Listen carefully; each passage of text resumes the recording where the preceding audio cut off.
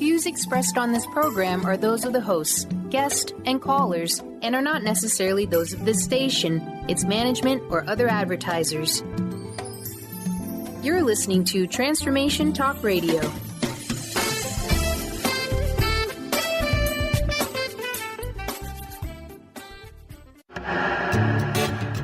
Get fired up for Spirit Fire Radio with your hosts, Dorothy, Riddle, and Steve Kramer. Get ready to shine the light on universal spiritual principles and uncover ways that ageless wisdom can guide you in cultivating consciousness in these modern times. Bring purpose to your life through practical spirituality and add to your awareness with Spirit Fire Radio. Now, here are your hosts, Dorothy, Riddle, and Steve Kramer.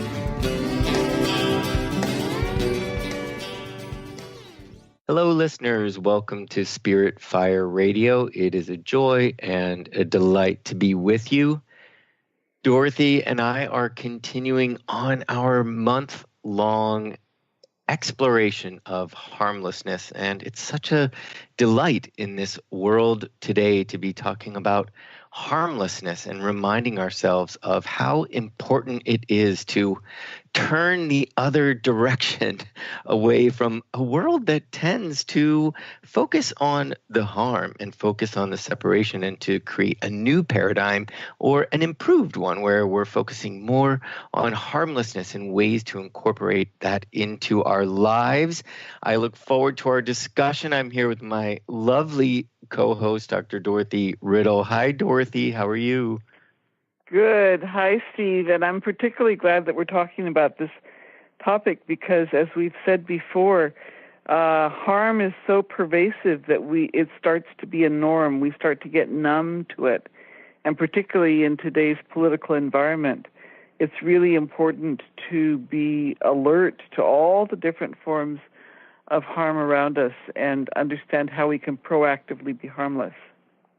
It really is omnipresent, and I think I really look forward today to what we're going to talk about, because it seems to permeate not only our lives, but once it starts to seep into our mind, it then transforms our thoughts. So we have to really be mindful. We have to really be aware of what we're thinking. So today we're going to talk about thought, word, and deed, and ways that we can be certain that we are harmless in thought, word, and deed. That's pretty sure of myself, right? That we can be certain we're harmless in thought, word, and deed. So, Dorothy, Steve, I want to start out the program just telling our listeners that this is an intentional collaboration between our two organizations. Beautiful. I'm representing the School for Esoteric Studies, which is an educational nonprofit that provides esoteric discipleship training to those wanting to deepen their spiritual practice. And we are delighted to be partnering with Spirit Fire. Yes, cooperation. It's a really wonderful way to just explore a relationship, huh? And really observe, finding middle ground, listening to another, working together, co-creating. All of those tend to move us towards harmlessness. And at least when we're cooperating and we're co-creating, we've got the other to remind us if we've crossed a line or we're not so sure of boundaries, or boundaries need to be sort of more firm, right, Dorothy? Mm-hmm. Yeah. Well, absolutely. Spirit Fire. Just tell the listeners just a sec about Spirit Fire. I represent Spirit Fire. My name is Steve Kramer. I often start without even saying that, but it's written all over our documents, huh? I'm here with Spirit Fire, and we are an educational nonprofit focused on finding ways and educating people, ways that they can incorporate spirituality into their everyday life. And we've got our own meditation practice. I'm super excited. The Practice of Living Awareness has started this week. It's an online meditation practice. It's free, 14 steps, very wonderful practice for beginners and for even advanced practitioners. Check it out at spiritfire.com. on our meditation tab. And yes, Dorothy, harmlessness. Well, Steve, one of the reasons why I mentioned our organizations right off was I wanted to say, in relation to harmlessness and what we think, that the school recently ran our annual subjective conference.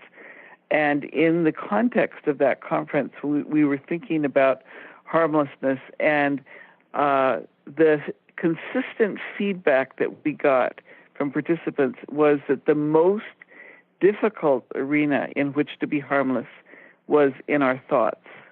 Mm. When we act overtly, when we speak overtly, there's an audience, we become aware that we need to be careful.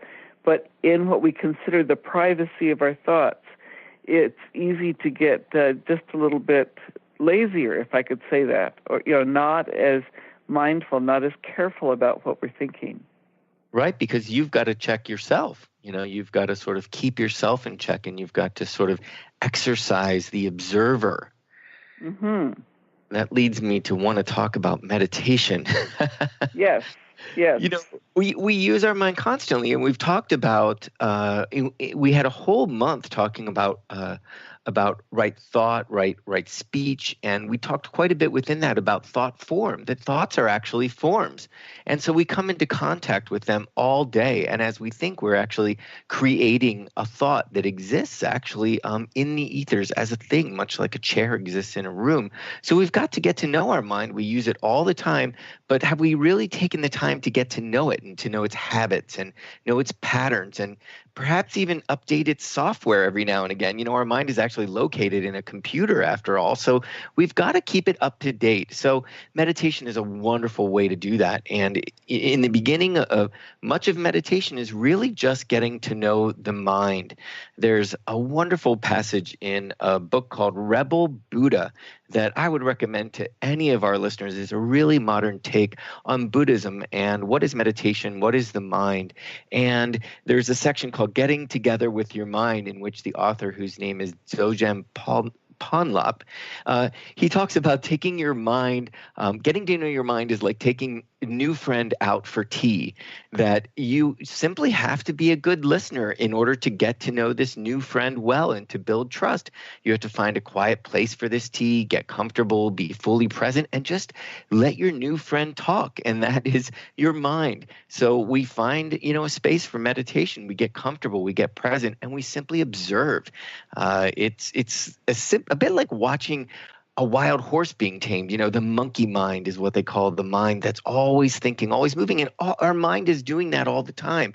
It's built to do that. It's created to do that. But we can get in the place of the observer, where just because your mind is creating thoughts, and we can train ourselves out of that, but your mind is often thinking thoughts, but we can find a place to reside above that and observe. And it's a lot like taming a wild horse. I know I grew up near Chincoteague Island, and you'd see them sort of moving the horses, and they'd catch the horses, but not sort of lasso them and bring them right in. They do it on a really long rope and very slowly just let the horse run around in circles and just let the horse do what it's going to do and slowly bring the rope in and slowly bring the rope in. And before you know it, the horse is right next to the rider and very calm. And so meditation is a process. We can get to know our mind, and we can get to observe times when we're being harmless to ourselves, thinking harmless thoughts, or thinking harmful thoughts rather, and even harmful thoughts about others that we don't realize that perhaps we're criticizing, or we're being impatient with our thoughts, and we're constantly sort of nagging at situations instead of sort of looking for the positive. So meditation, a beautiful way to get to know our mind. How was that? Steve. Thanks, Steve. I also wanted to point out that, we may have grown up with this Newtonian physics idea of an objective reality that's out there and it happens in a linear fashion, cause and effect. We know now from quantum physics that that's not the way our reality is at all. That our reality is actually what's described as a mist of possibilities. If you think for yourself about, when you're making a decision, you're usually deciding amongst a number of possibilities. So that's the mist of possibilities. And then when we focus in on one, when we make a choice, which is the intention, then that precipitates that one option as being the option. And so sometimes we don't pause to think about how powerful our thoughts are. Our thoughts, that intention, that focused thought, literally shapes our reality. And so how we do that, whether we do that from a harmful perspective or a harmless perspective, is really critical.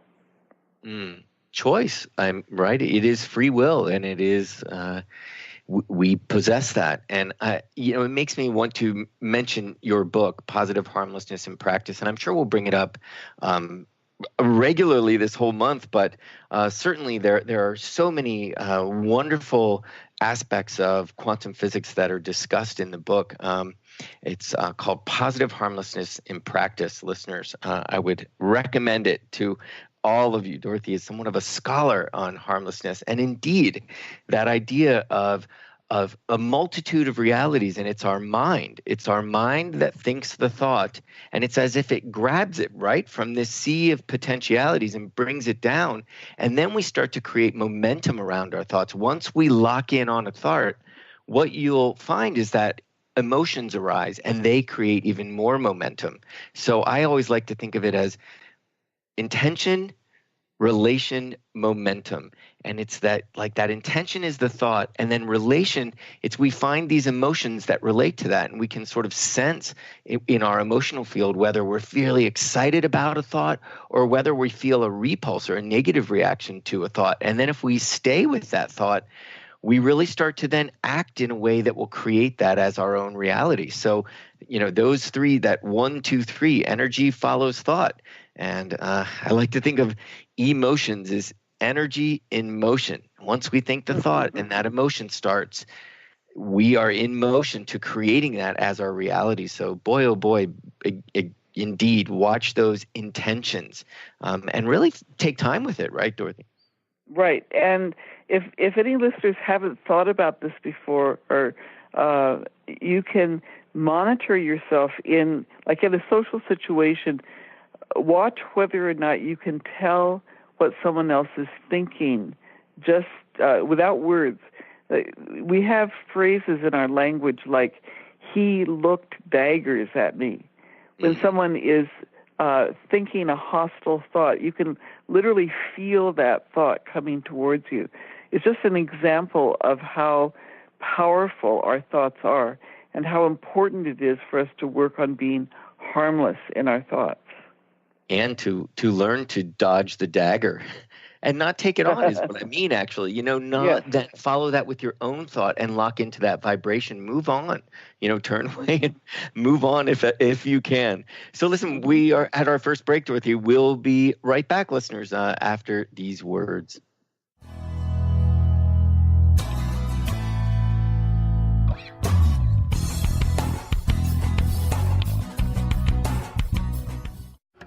Awareness is universal. Establishing a living awareness through meditation brings peaceful, healthy, and creative well-being into your everyday life. The practice of living awareness, Spirit Fire's own meditation practice, is built on this belief and is designed for every level of practitioner. Each year, Spirit Fire hosts living awareness meditation retreats that allow you to explore the practice in depth at our retreat center in beautiful Western Massachusetts. Introduce yourself to meditation and the practice at the Foundation's retreat.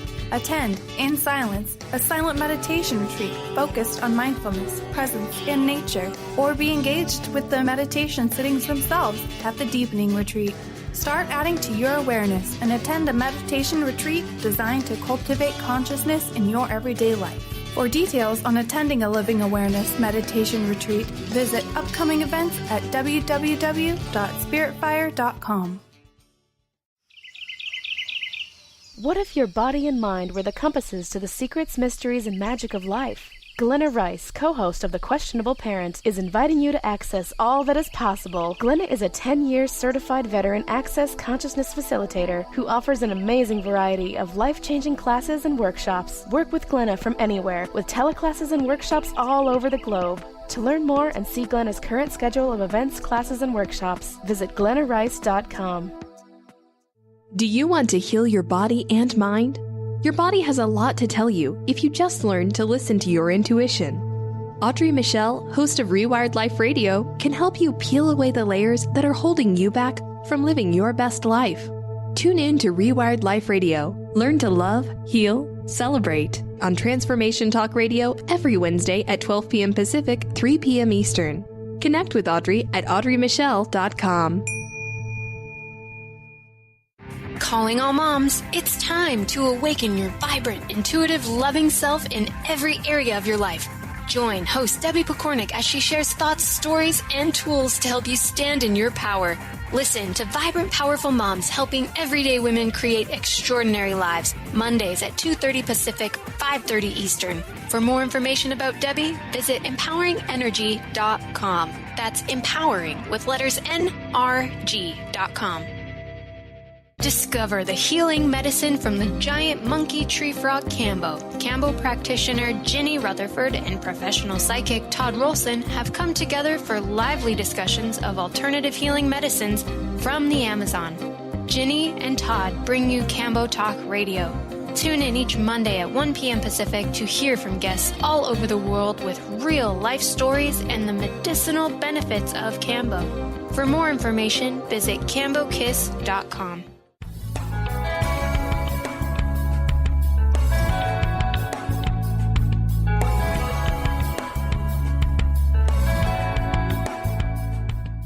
Hello, listeners. Welcome back to Spirit Fire Radio. My name is Steve Kramer, and I am joined with my lovely co-host, Dr. Dorothy Riddle. And Dorothy, I want to just again mention the book. We were just talking about intention, relation, and momentum. And what I love is that your book is a trilogy. And your book is actually a part of a trilogy. I mentioned Positive Harmlessness in Practice, a wonderful book that I'm holding in my hands right now, and it is full of Post-its and folded ears all over. It's a wonderful book, and it's part 2 of a series called Enough for Us All, which I find interesting. That Positive Harmlessness in Practice, if you think of that as a trifecta, that 1, 2, 3, it's the relationship aspect, and it certainly is. So, I don't know. Do you want to tell our listeners just a couple words about your book and where they might find it? Sure. Well, you can find the book anywhere that you normally shop for books, any of the online vendors. The book itself is, I wrote it to get at the fact that in most, if not all, spiritual traditions, we say do no harm. So we tell ourselves and each other what not to do, but we don't say what we should do. And so that's why the title is Positive Harmlessness.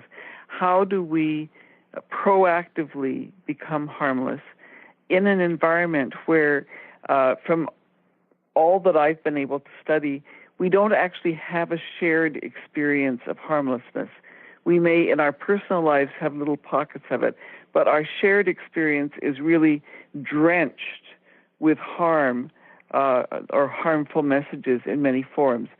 So it takes a conscious shift in order to make a difference. And the image that I've used in the book for that shift is the butterfly shift, right? If you make a small change, it can spread out and replicate and have widespread effect. So in the book, in addition to examining what harm and harmlessness are all about, there is also a series of exercises and the practice of noticing, feeling, and acting in terms of making changes in your life from harmful ways of being to harmless ways of being. And Steve, I'd also like to mention that at the end of the book, there is a harmlessness scale with a whole series of questions that you can answer in order to see where you fall on that scale. Again, as a way of just raising our awareness about harmlessness.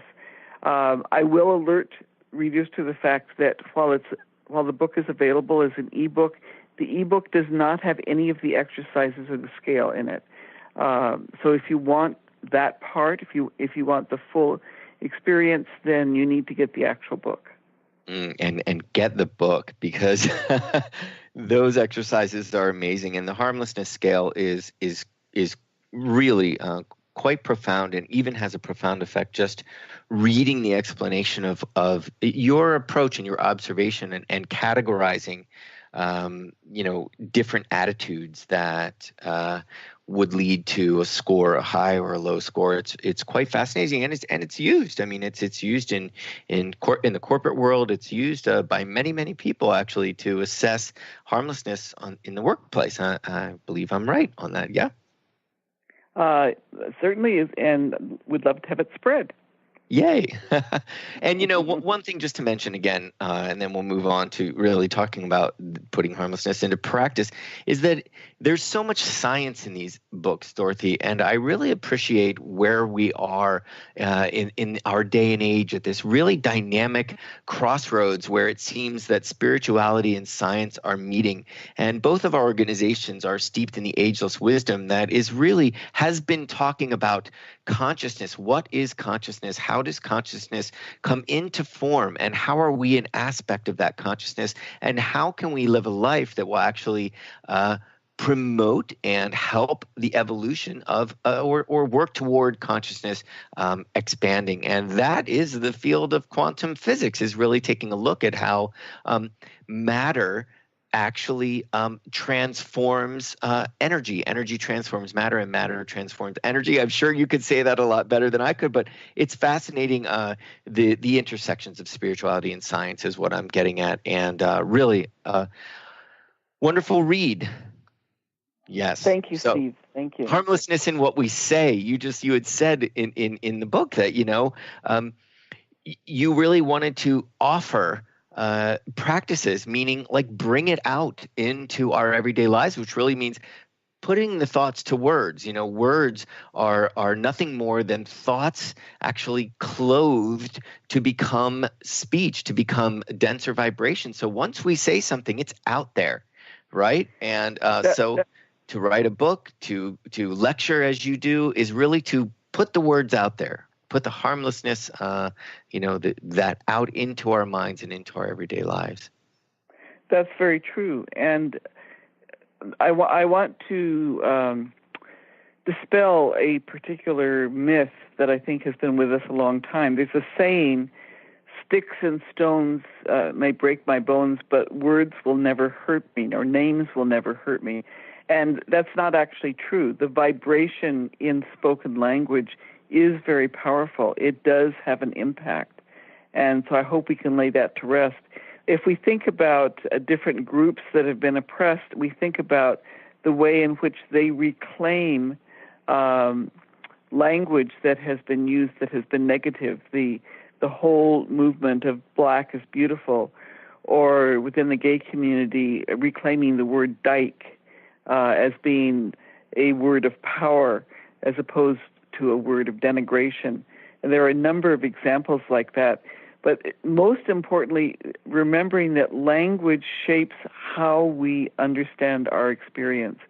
And any of you that are listening who speak more than one language, I grew up in my early life in Asia, and so by the time I was 5, I was speaking English, Mandarin, and Punjabi. And each of those languages has a slightly different worldview embedded in it. And so when you grow up learning different languages, you really start to experience yourself and others in different ways depending upon which language, your language family you're in. And that to me is another illustration of how powerful sound is, how powerful words are. It's almost as if different geographic locations and different cultures manifest different sounds, which manifest different words, which, really illustrate the relationship of that culture, but in form, in word form. Mm-hmm. I also think of magic. I think of words, magical words, in a book called Treatise on Cosmic Fire, which is a book part of the blue books within the Ageless Wisdom. The Tibetan master says literally, speech is literally a great magical force. And I love that. And when he makes these statements in these books, there is no refuting it. This has been meditated on and tested and tried for hundreds of years. Speech is literally a great magical force. And when you think of somebody saying sticks and stones may break my bones, but words can never hurt me, you think of the use of words in magic. You just think of abracadabra, or Harry Potter using, ridiculous, or expecto patronum, and these words actually move physical matter, or they create a complete change in our experience and environment. And so, when you think of the accurate definition of magic is conscious use of energy, and putting form to a thought by speaking it and sharing it with another is actually using energy consciously. So, I agree that we need to put that to rest, that words are very powerful. It makes me think of a couple summers ago, that awful Charleston shooting, where the young man went into the church and shot the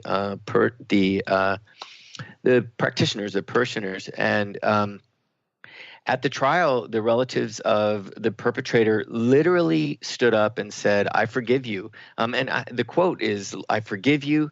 You took something very precious from me. I will never talk to her," I believe it was her mother or aunt, "and I will never hold her again, but I forgive you and I have mercy on your soul." And this was the statement in the court to the perpetrator, "I forgive you and have mercy on your soul." And those words were so powerful. They were like magic that, you saw the Confederate flag, which was a huge symbol of this murderer, really, and of the ideas that he held close to his heart, and that's heart close to his mind and his thought forms that influenced this action. And before you know it, the Confederate flag was coming down from South Carolina. It was being taken off of shops, and you saw that image no longer represented the thoughts and the words and the deeds of the general public. So I feel like those thoughts really shifted the tide. So very powerful. Thoughts really do elicit change, indeed. Well, and we can think also in some of the traditions, like the Christian tradition. In the beginning was the Word. Our universe, we think of it as solid, but it's actually vibrational. We ourselves are waveforms primarily. And so that vibration, which is the basis of our universe, that is what words are made of. That's the sound that comes forward. And there was that movie, Victor Victoria, where Julie Andrews sang. She has a beautiful voice, right? Highly trained soprano, and she hit that very high note, and the wine glass shattered, right? That's the power of sound. Yes. Pure sound. Can form or it can separate. We'd like the words that bring together, right? That's right. So that harmlessness in what we do. We've talked about what we think and our thoughts, and harmlessness in what we say. And as you say, it's all vibrational. That vibration gets denser and denser. We go from a thought to a word to an action. So when we get back from this break, we're going to talk about harmlessness in what we do. We'll be right back.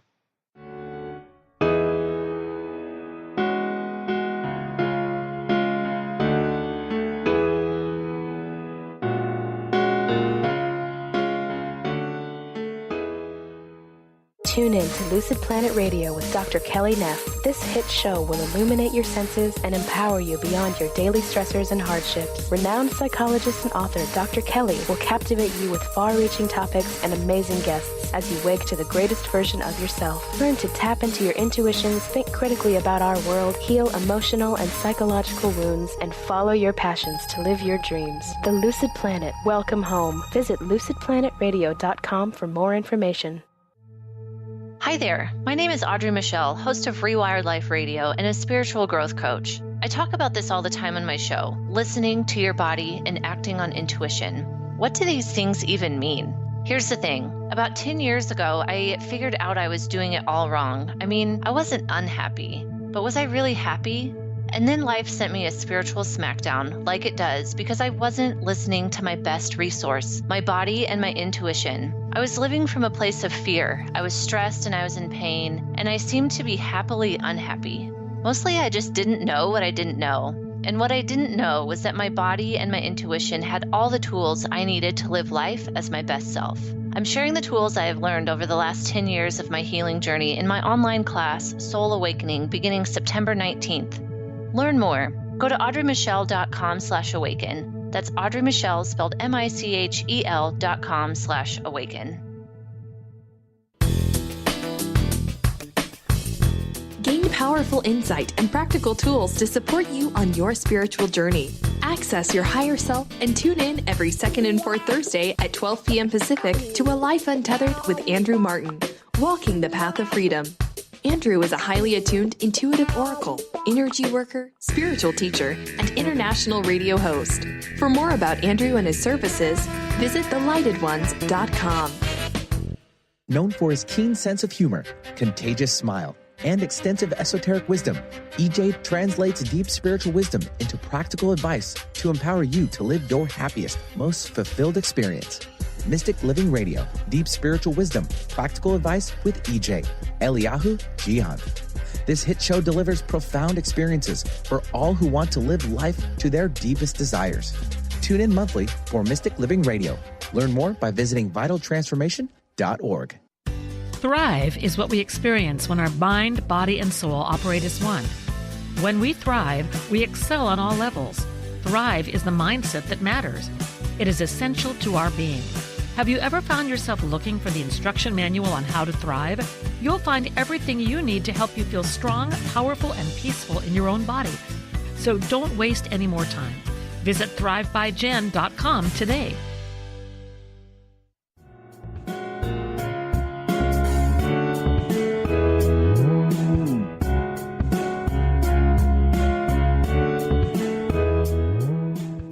So, Steve, before we go on to harmlessness and what we do, I just want to pick up a couple of more things in terms of what we say, because we've talked about this before on this show, but I think it's important to remember that there are times when what we say can be very harmful.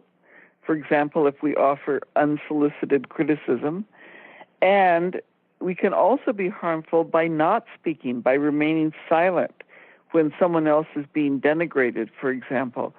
So we need to be able to balance speech and silence accurately. And there's that saying, we are known by our speech and we are known by our reticence, by the things we say and by the things we leave unsaid, and are judged by the quality of our conversation.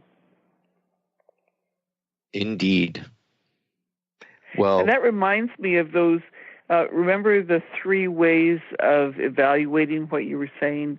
Was it kind? Was it, I forget the other is it 2. Necessary? And is it true? Yes. So I think that that's very relevant here in terms of when we want to be harmless in what we say. Certainly, because, when we put that out there, or when we choose not to correct someone who has put something out there that is harmful or damaging, and we simply let it go, it creates our world. There are thought forms. Someone has just put a really lousy couch in your living room, and you got to say, hey, I don't like that couch. You got to get it out. These thought forms. It makes me think of just a couple weeks ago, that Reddit user who posted that anti-CNN meme with Donald Trump wrestling the CNN logo head and throwing it down rather violently, and turned into this big sort of this big to-do on CNN. But I really found it so interesting to think about what transpired and what was revealed through that. This gentleman put this on Reddit, and obviously Donald Trump or someone related to him saw it and gave it to him. And on the president's Twitter feed, he posted this video of him throwing down this CNN. Had a lot of people at first thought that he created it, and it became this big deal that he was using the White House name with this sort of violent throwdown. But beyond all that, the Reddit user then apologized. And I have a quote of what he said because I find it so interesting. He said, "I am not the person that the media portrays me to be in real life. I was trolling and posting things to get a reaction and never meant any of the hateful things I said in those posts." And he went on to say, "I would also like to apologize for the posts made that were racist, bigoted, and anti-Semitic. I am in no way this kind of person.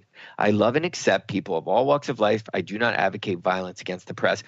All of that said, man, oh man, if you look at the posts that this gentleman made, if I can call him a gentleman, they are so anti-Semitic, they are so racist, so violent and bigoted. And, trolling, for those of you who might not know, trolling is sort of like trolling for fish. You cast a net really wide. You put something that's going to create a lot of reaction and a lot of emotional uproar. It's going to get people to respond to you and write back and counter your bigotry with their own form of bigotry. And it just creates this whole big hateful tornado. And that's trolling. That's what he's looking for attention. And he says he's not that kind of person. But Dorothy, come on, if you spend your time creating these thoughts, then creating these sentences, creating a video like that, putting it online, a lot of your energy is going into that. And, it is just very revealing that we think that these have no effect, that we simply want attention. But deep down inside, we've got to look at ourselves and realize that we are really just steeped in hate. And it can be very dangerous. He said at the end that he would not be posting any more of these. He took down his account and he, said that hopefully it would end there. But this is all we know of this guy. And as much as we've been talking about the president, he's now energetically related to this president. Talk about karma. I mean, this guy's now linked to him, and good luck with that. Yeah. Well, and another thing that we need to keep in mind is that you can say something, you can then apologize and try to retract, but the reverberation of that first saying continues. It goes on and on and on. You can't really call it all back. And people who hear the first may never hear the apology. So it's really important to be very careful, it's important that we be very careful about what we do. And it's not just what we do, again, it's what we don't do. It's when we fail to act or fail to at least witness some, harm that's being done, even though we are not in a position to prevent the harm. At least we can witness it and speak out against it. Yes, for sure. It takes a lot of awareness. It takes living in awareness really day to day to be mindful of others' criticism, of criticism that exists within yourself, and really trying to call people on it. Because, Dorothy, we were talking about vibration. Literally, when you say something really negative, really offensive, what you notice is that vibration is actually quite dense. It's kind of like talking about the way thoughts go to emotions, go to reality. When you think a thought about a snake, you can, if you're scared of snakes, the thought about it feels a certain way. But when you see a snake, the emotion that arises is actually a lot more dense than that. And you think of the density of adrenaline and of the physical body that gets shaken, that has to sort of run from the snake.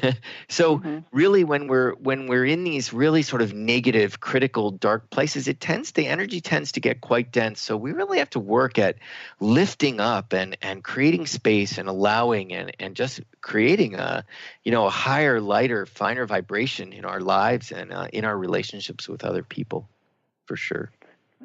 Absolutely. And I think it's important for us to note all of the different ways in which we can be harmful, because these are all things that we need to practice not doing. We have just, basic harassment, which is harm to the spirit. we have discrimination, we have the kind of harassment that demeans and belittles and humiliates. We have sexual harassment. We have abuse of authority, which has been in the news a lot lately. We have bullying, which is something, especially the online bullying, that has been getting more and more attention.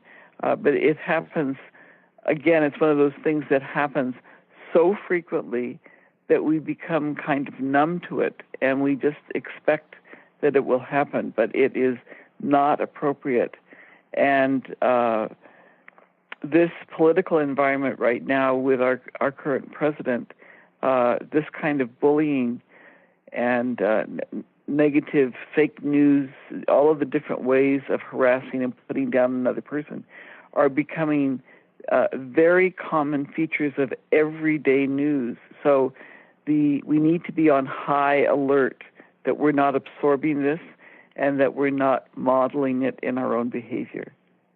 And that it doesn't become in some degree, number one, an addiction to the adrenaline that is, this very heavy hormone that rushes through our system, but that it doesn't become a form of entertainment. We find the news, I find, is often just really going for the most drama, really going for the two talking heads that will battle it out and replaying that. So it becomes also a choice to not only pay attention to that aspect of life and not celebrate it, but look for the good story, look for the sincerity, look for the kindness, and actually bring that out.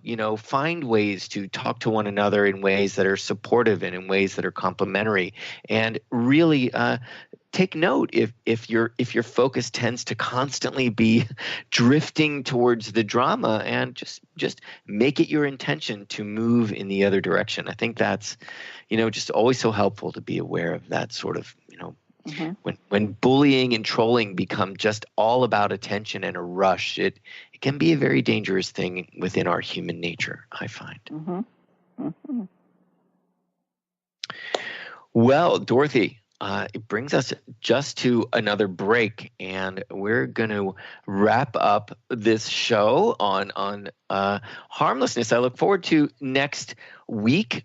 We are going to talk about strengthening our harmlessness muscle. We've talked quite a bit about, we set out this month to sort of talk about harmlessness as much as we talk about harm. So I look forward to next week, where we're going to talk about ways to strengthen that harmlessness muscle. So when we go to when we come back from this break, we're going to tell you a little bit more about that and wrap up Thought, Word, and Deed. We'll be right back.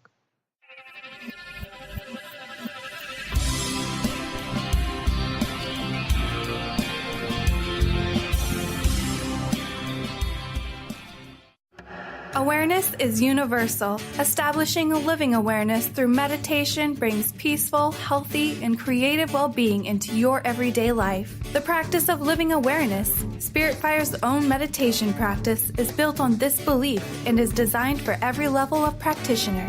Each year, Spirit Fire hosts living awareness meditation retreats that allow you to explore the practice in depth at our retreat center in beautiful Western Massachusetts. Introduce yourself to meditation and the practice at the Foundation's retreat. Attend, in silence, a silent meditation retreat focused on mindfulness, presence, and nature, or be engaged with the meditation sittings themselves at the Deepening Retreat. Start adding to your awareness and attend a meditation retreat designed to cultivate consciousness in your everyday life. For details on attending a Living Awareness meditation retreat, visit upcoming events at www.spiritfire.com. What is a brilliant culture, and how do we create them? Why are they important? Claudette Rowley has created a breakthrough 5-step process to help you align your culture with your business strategy for exceptional results. Looking for a culture that drives organizational excellence? Listen to Cultural Brilliance Radio, the second and fourth Friday of each month at 10 a.m. Pacific and 1 p.m. Eastern on Transformation Talk Radio. To learn more or work with Claudette, visit culturalbrilliance.com. How would you like increased health and vitality? How would you like to avoid the onset of disease as well as slow the aging process? This is all possible through a simple, safe, and natural process. Every day we are either moving toward wellness or away from wellness. Hi, I'm Mary Jane Mack. I'd like to be your partner in achieving optimal health. Contact me now at maryjanemack.com or call 425-392-0659. Visit maryjanemack.com. Now you can be a part of one of the most powerful programs to help create a more joyful, loving, abundant, and peaceful world. Every day at 12 noon in any time zone, join millions of other people around the world to spend a few minutes in joy, love, and gratitude. Brought to you by Robert Schoenfeld, host of the Art of Powerful Living Radio. Together, we can raise the vibration of the planet. For more information, visit globalmomentofjoy.com. Tune in to the Psychic Professors Show, The Voices of Spirit Radio, with international medium and spirit artist Dr. Susan Barnes on Transformation Talk Radio, featuring a variety of spiritual topics such as psychic art, spiritualism, EVP, psychic development, and mediumship. This hit call-in show provides listeners with breakthrough wisdom to enliven and enlighten their lives. Visit spiritartgallery.net. Tune in each Friday, 2 p.m. Pacific, 5 p.m. Eastern on Transformation Talk Radio.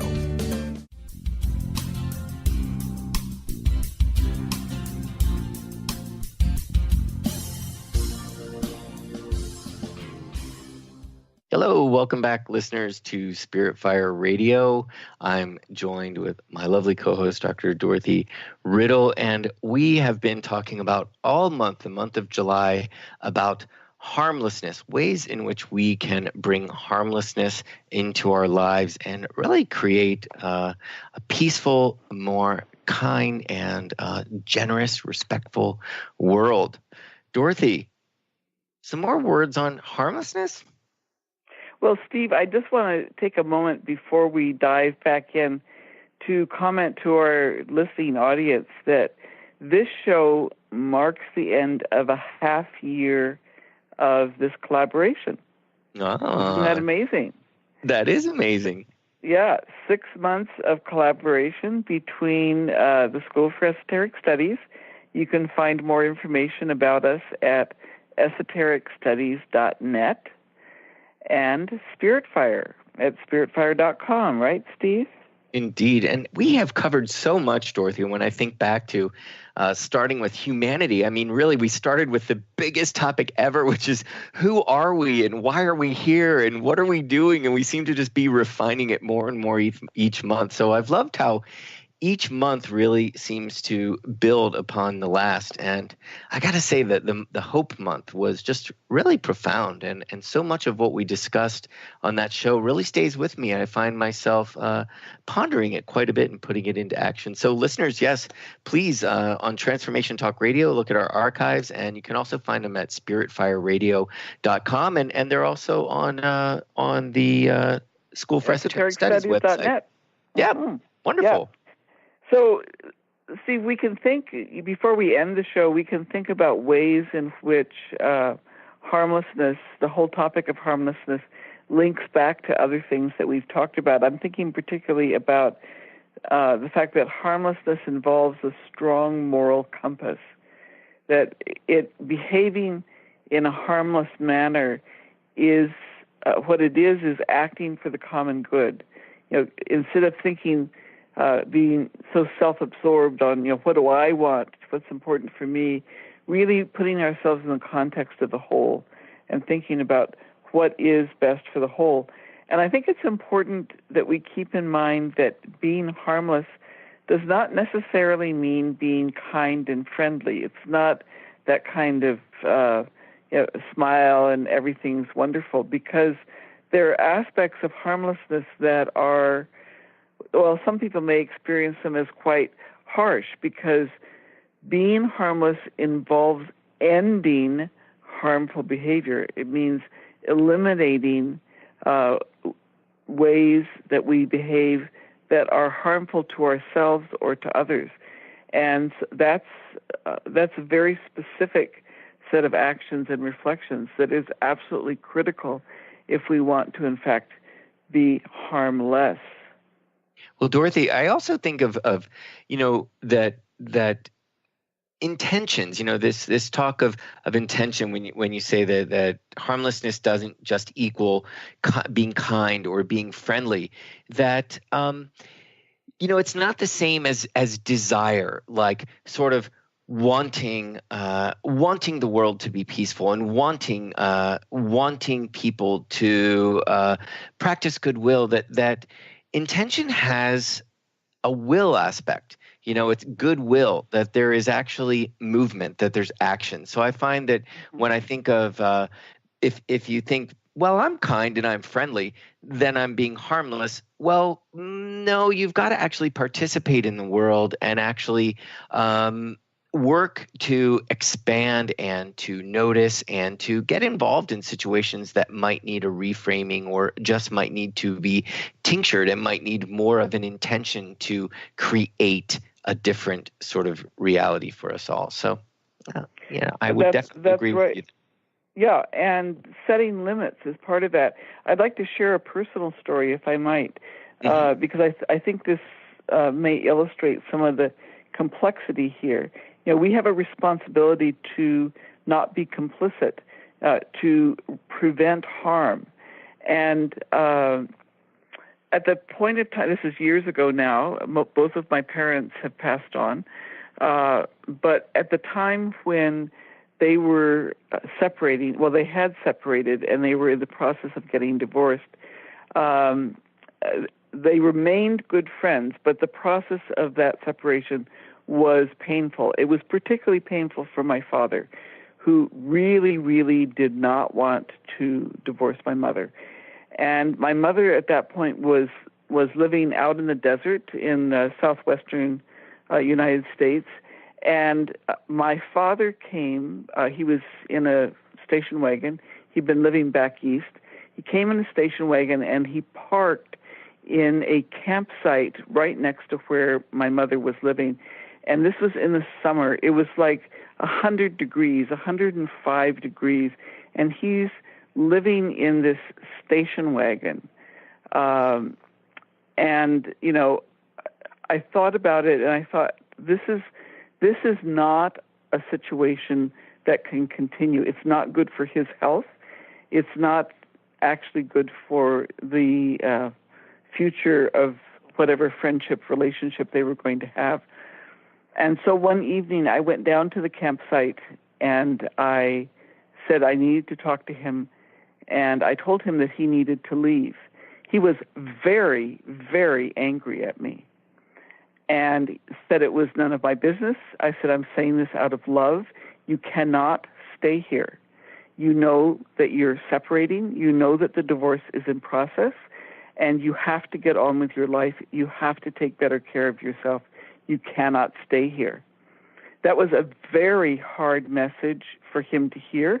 It was a very hard message for me to deliver, but it was absolutely critical, because if the situation had continued, it would just continue to create more harm. So to me, that's always been an interesting memory to reflect on in terms of the importance sometimes of setting limits and doing something that seems painful in order to end harm that is happening. And in fact, he did leave and he did move on with his life and remarry, and they developed a very strong friendship after that point. Pivotal moment for all of you. Talk about for the sake of harmlessness.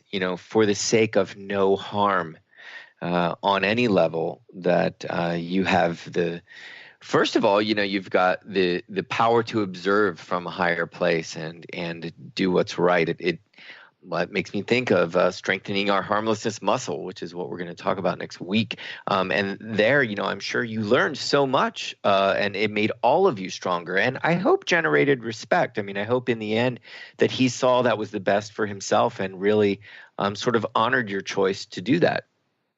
Well, and it was, I think back to the Dalai Lama saying once that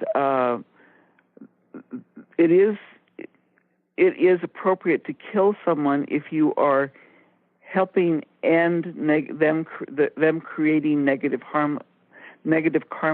but you have to do it out of compassion. You have to do it out of love. And I think the same thing was true for in that instance. I was very aware of that going into the instance, that I had to speak from love. I had to speak from a respect for my father, a desire to preserve his dignity in the situation. I couldn't do it out of anger or criticism. Wow.